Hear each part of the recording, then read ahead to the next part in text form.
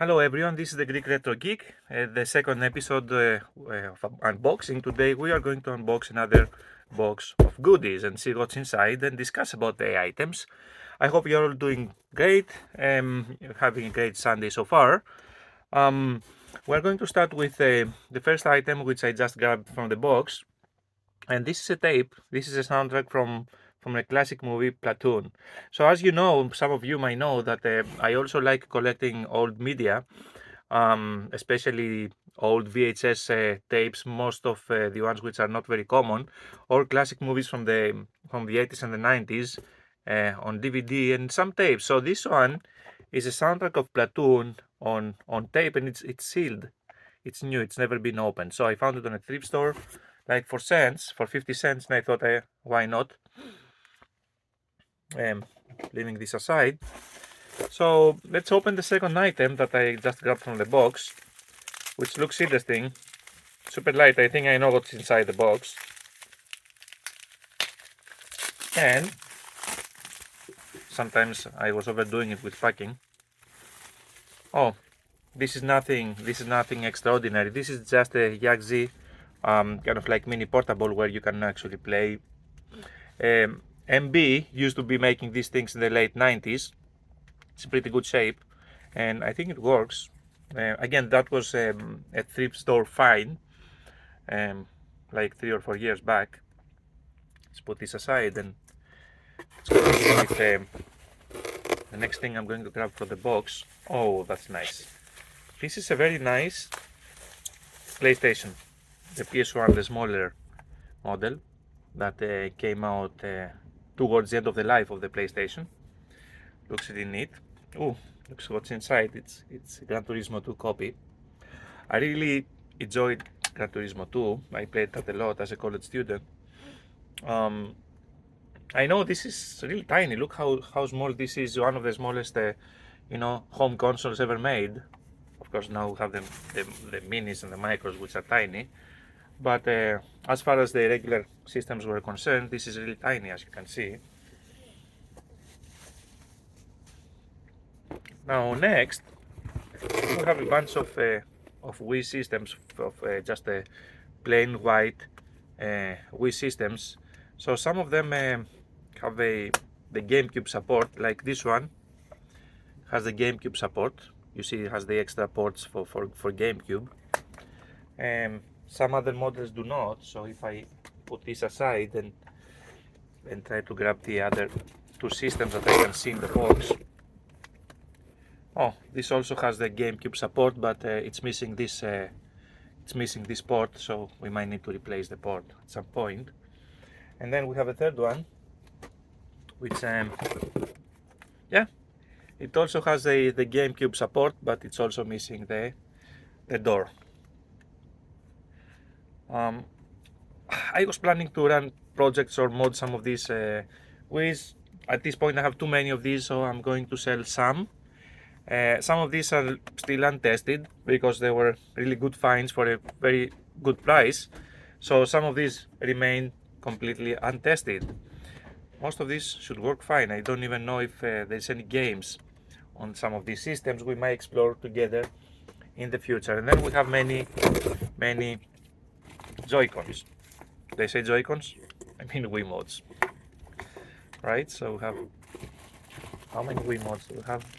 3 Wiimotes. It's a fourth one. 5. I got 6.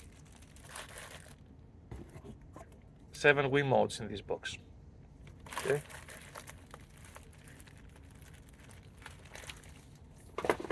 Alright, so let's grab the next item. Oh, what's that?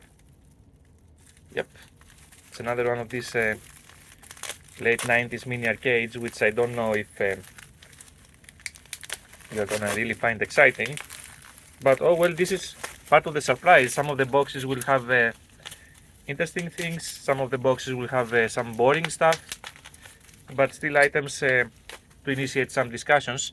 So this is a casino handheld game from Radica from the late 90s. Casino slot, Monte Carlo. So if I try to open it up, it has, you know, this tiny screen. Then it shows the rules how you can win. This also works. It takes AA batteries.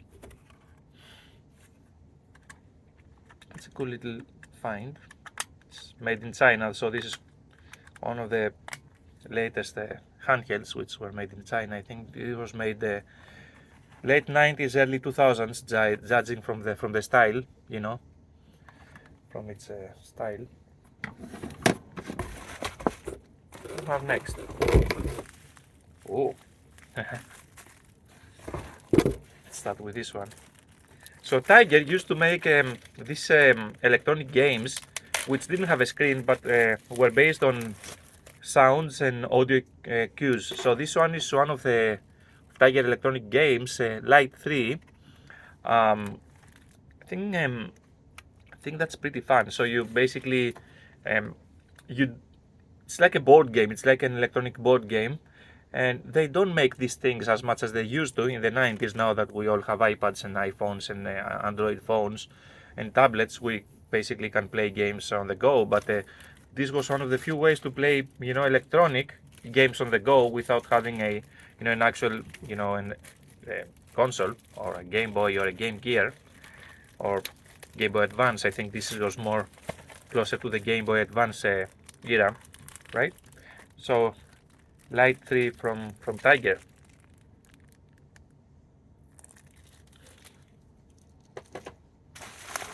So next we're going to open together something which is really cool. Really cool. When I say cool, I mean not something that's going to be the most exciting thing in the world, but something that I find really fascinating. This is the Ultra Racer controller for the PlayStation 1. This was supposed to be used for racing games like Ridge Racer. So this is supposed to be the wheel, right? And then there is the A, B button. The left and right buttons are here. The start, the select, and there's this toggle in the back, which I don't know. Maybe this is to shift gears, most likely. It's pretty cool, huh? Ultra Racer by Interact for the PlayStation. A pretty neat item.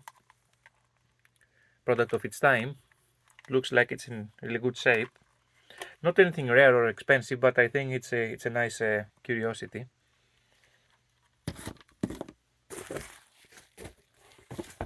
Now there's a box in the box. Let's see what's in this box in the box. Let's try to open the box in the box. And that's the last thing that we're going to open together. Ooh, yep. It's random stuff, which, you know, some of these are really cool. So these are a couple of, you know, Ghostbuster based vinyl kind of like, you know, mini figurines. Which I think these are the only two that I didn't open. I have some more which we opened with my kids. And then it's this Luigi coming out of the pipe, of the yellow pipe. Silky guy. And then there's Super Mario. There's Yoshi.